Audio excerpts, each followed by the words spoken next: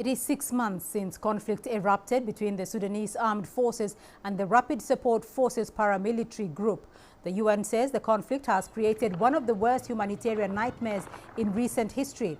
The fighting that broke out in mid-April was initially centered in Khartoum, but quickly spread to other areas across the country.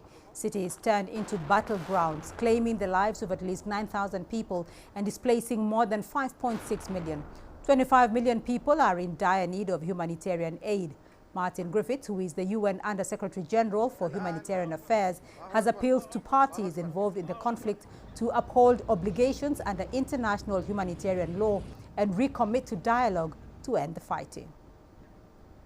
Well, let's broaden this conversation and hear more from Dr. Wole Ojewale, Regional Organized Crime Observatory Coordinator for Central Africa at the Institute for Security Studies. Dr. Ojewale, thank you for joining us on the program from Dakar in Senegal. It's approaching 6 months since the conflict in Sudan started, but there's been little or no success in resolving that situation. What is the case? Why is that the case? And is Sudan now being forgotten because of the other two major conflicts around the globe? Thank you so much, Beatrice. I think it's important to stand on the note of the fact that Sudan has not even been remembered at any time since the beginning of this conflict for obvious reasons. Most peacemakers within the continent are probably looking towards the direction of Western establishment to also show their hands for intervention.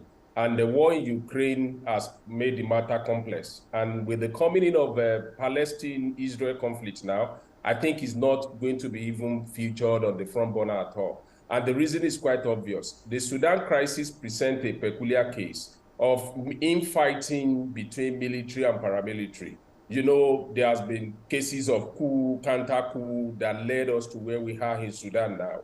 And it becomes very difficult for a country that was originally contemplating transition into democracy, now being caught in this crossfire of war that is between the paramilitary and the military force. So that creates a serious challenge in terms of finding solution and bringing the warring parties to a negotiation table, because it's a battle for supremacy of who has the strongest military might in conquering the other.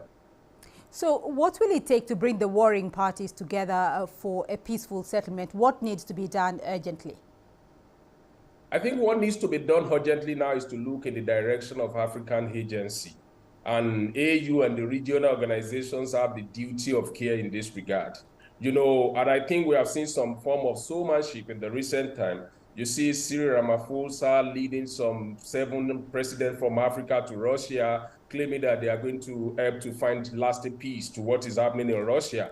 The same statement has also been expressed in the recent time with regard to Palestine and Israel conflicts now. We have not seen that courage, that leadership responsibility on the part of African leaders to actually show interest in terms of the conflicts that are raging on the continent. So we can only look in the direction of the African agency now in finding a solution to that. And the first port of call is the African Union in this regard, the regional organizations of the continent, particularly in that region, and at the same time, the collective responsibility on the part of president and heads of state in Africa to actually find solution, indigenous homegrown solution to the crisis on the continent.